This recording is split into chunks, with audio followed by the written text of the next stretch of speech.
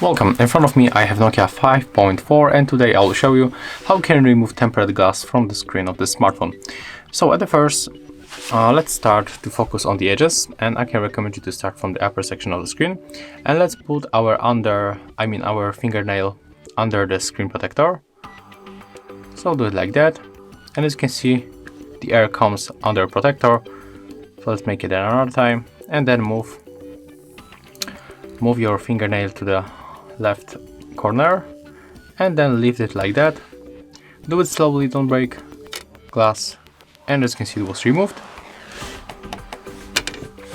And right now you can use your device, you can apply other screen protector or just leave it like that.